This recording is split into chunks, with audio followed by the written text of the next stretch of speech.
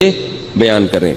ایک پر اشارہ دیا ہے لیکن حدیث میں اس کی پھر وضاحت ہے. تو وہ چار کام میں سب سے پہلا کام کیا ہے؟ بولو بھائی، روزہ. اس میں تو آپشن ہے ہی نہیں، وہ تو رکھنا ہی رکھنا ہے. دوسرا کام اللہ نے رمضان میں جس کا خصوصیت سے ذکر کیا ہے وہ ہے تلاوت قرآن. رمضان کا اور قرآن کا آپس کا بہت گہرا جوڑ ہے.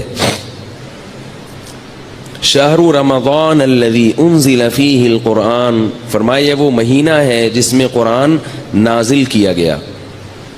یہ وہ مہینہ ہے جس میں قرآن نازل کیا گیا. تو اللہ نے رمضان کا انتخاب کیا ہے قرآن کے نزول کے لیے. اسی وجہ سے رسول اللہ صلی اللہ علیہ وسلم نے اس مہینے میں تراویح کو مشروع کیا، تراویح کو، تاکہ اس میں قرآن پڑھا جا سکے. بعض جو متجددین کہہ رہے ہیں کہ تراویح کا نبی سے کوئی ثبوت نہیں ملتا، یہ جھوٹ ہے، غلط بات ہے 100%. تراویح سب سے پہلے کس نے پڑھی ہے؟ محمد صلی اللہ علیہ وسلم نے. 3 دن پڑھ کے چھوڑ اس لیے دی کہ فرض نہ ہو جائے. پھر صحابہ نے ابو بکر کے دور میں ہی شروع کر دی تراویح، حضرت عمر کے دور میں نہیں شروع ہوئی ہے، یاد رکھو. صحابہ پھر پڑھتے رہے ہیں، نبی کے انتقال کے بعد بھی پڑھتے رہے ہیں، کیونکہ اب فرضیت کا امکان ختم ہو گیا تھا. حضرت عمر نے صرف اتنا کیا ہے کہ مختلف ٹولیوں میں جو پڑھ رہے تھے ان کو ایک امام پہ جمع کیا ہے، کیونکہ نبی نے جو پڑھائی تھی وہ نبی نے، آپ اکیلے امام تھے اور باقی سب لوگ مقتدی تھے. تو حضرت عمر نے ان کو نبی کے نہج پہ اس تراویح کو حضرت عمر لے کر آئے ہیں اس پہ. تو 2 کام میں نے بتا دیے. دوسرا کام کیا ہے؟ تلاوت. اور اسی کے لیے نبی صلی اللہ علیہ وسلم نے تراویح کو مشروع قرار دیا. پھر آپ صلی اللہ علیہ وسلم حضرت جبریل کے ساتھ رمضان میں قرآن کا دور کیا کرتے تھے. تو اس لیے رمضان میں رات کو تراویح بھی پڑھنی چاہیے اور دن میں بھی تلاوت کا اہتمام کرنا چاہیے. تیسرا کام جس کا حدیث میں ذکر ملتا ہے اور قرآن نے اشارہ بھی دیا ہے اس کی طرف، وہ کیا ہے؟ صدقات و خیرات کی کثرت. روزہ رکھنا آسان ہے، مال خرچ کرنا مشکل. آج کل لوگ منتیں جو مانتے ہیں نا کہ میرا یہ کام ہو گیا تو یہ کروں گا، یہ خواتین جو منتیں مانتی ہیں، نماز روزے کی تو منتیں مانی جاتی ہیں، پیسے خرچ کرنے کی منتیں نہیں مانی جاتی. دکھتی رگ پہ ہاتھ رکھا کہ میں نہیں رکھا؟ میں نے پیسے خرچ کرنے کی منتیں نہیں مانی. پیسوں سے ہمیں بہت محبت ہے، اور اللہ نے جہاں نماز کا ذکر کیا وہاں مال خرچ کرنے کا ذکر ساتھ ساتھ کیا.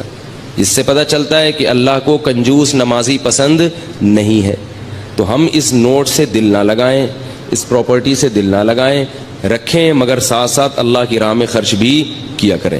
آپ کو پتہ ہے کہ پہلے صوفیاء کرام کی جو خانقاہ ہوتی تھی، آج کل چند ایک کو چھوڑ کے اچھے لوگ بھی ہیں تصوف میں الحمدللہ، انہی کی برکت سے آج یہ دین قائم ہے. ہم بھی اسی تصوف کے سلسلے سے جڑے ہوئے ایک نالائق ہیں جو آج یہاں بیٹھ کے ٹوٹا پھوٹا دین کا کام کر رہے ہیں.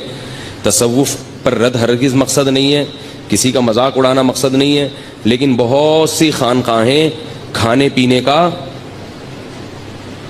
ایک ہوٹل بنی ہوئی ہیں، لنگر فری کے چل رہے ہیں اور مریدین آ کے پڑے ہوئے کھا رہے ہیں، کھا کھا کے گردنیں موٹی ہو رہی ہیں. جب ان سے پوچھا جائے کہ تم یہاں کیوں پڑے ہوئے ہو تو کہتے ہیں ہم اصلاح کرنے کے لیے آئے ہوئے ہیں. ہم کیوں آئے ہوئے ہیں؟ اصلاح کرنے. چلو پھر بسم اللہ کرو، کھانا کھاؤ. پھر وہ سیٹ کوئی وہ لے آیا، دیگ لے آیا بریانی کی. تو بھائی کوشش کیا کرو جتنا ممکن ہو کھانا اپنے پیسوں سے کھایا کرو، اس سے اصلاح زیادہ ہوتی ہے. دوسروں کے پیسوں سے کھانا کھانے سے اصلاح بولو نا کم ہوتی. اور اگر خانقاہ میں ہو تو کوشش کرو کھاؤ ہی نہیں، روزے رکھو، کیونکہ روزے رکھنے سے جو اصلاح ہوتی ہے وہ کھانے سے نہیں ہوتی. تو بہرحال تو رمضان میں تیسرا کام کیا کرنا ہے؟ کڑک کڑک نوٹ.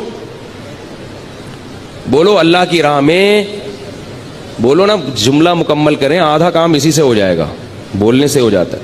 کڑک کڑک نوٹ اللہ کی راہ میں خرچ کرنے ہیں.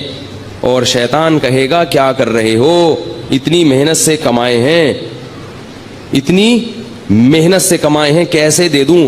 دیکھو نبی نے کیا فرمایا، بہترین صدقہ کون سا ہے؟ دل تھام کے سنیں یہ حدیث. بہترین صدقہ کون سا ہے؟ فرمایا تأمل الغنا وتخشى الفقر، وہ صدقہ کہ رقم خرچ کرنے کے وقت تمہیں یہ خیال ہو کہ اگر میں نے یہ پیسے خرچ نہیں کیے تو ان پیسوں سے مزید پیسہ بنا سکتا ہوں، ان پیسوں سے مزید پیسہ بنا سکتا ہوں۔ تأمل الغنا، امید ہے غنا کی کہ یار یہ اگر میں نے روک لیا نا تو ایسے مواقع آئیں گے جن میں انویسٹ کر کے نوٹ پہ نوٹ چھاپ لوں گا، تو اس پیسے سے انسان کو زیادہ محبت ہوتی ہے۔ دوسری چیز اس میں یہ ہو تخشى الفقر، اگر ابھی خرچ کیا تو موجودہ حالت سے نیچے بھی آ سکتا ہوں، صرف امیدیں نہیں ہیں، خطرات بھی ہیں۔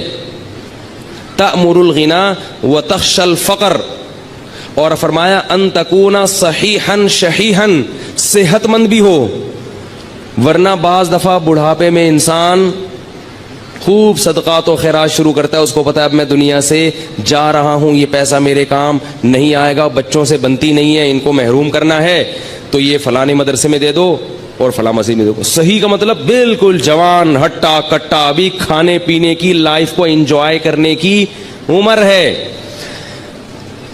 یہ میں نہیں کہہ رہا بھائی، مجھ پہ کیوں غصے ہو رہے ہیں، میں تھوڑی کہہ رہا ہوں، یہ کون کہہ رہا ہے؟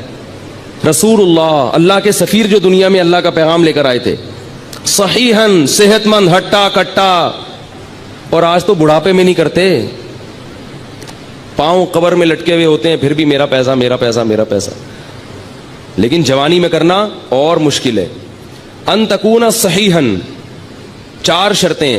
دوسرا شحیحاً، شحیح، طبیعت میں کیا ہو؟ بخل ہو، جان نکل رہی ہو روکڑا، یعنی اپنی طبیعت بھی نہ آمادہ ہو رہی ہو۔ بعض دفعہ انسان میں ساری صفات ہوتی ہیں اور دل خرچ کر رہا ہوتا ہے اڑانے کا، ویسے ہی شو مارنے کے لیے، یا ویسے ہی کبھی کبھار موڈ اچھا ہوتا ہے نا انسان کا، آدمی کھلا دیتا ہے، بعد میں کہتا ہے یار یہ میں نے کیا کر دیا، اس دن میں نے اتنا پبلک کو اتنا کھلا دیا یار میں تو مقروض ہو گیا، لیکن اس وقت جوش آیا ہوا تھا۔ فرمائے جوشیلی طبیعت نہ ہو، بلکہ شح کا کیا مطلب ہے؟ اندر طبیعت میں انقباض پیدا ہو رہا ہو، طبیعت یار کیا، جیسے نوٹ نکلتے ہوئے ایسا لگ رہا ہو جیسے کوئی کھال نکال رہا ہے، آپ کی کوئی کھال ادھیڑ رہا ہے، ایسے نوٹ ادھڑ رہا ہو۔ فرمایا یہ جو 4 صفتیں جس صدقے میں پائی جائیں گی اس سے بہتر صدقہ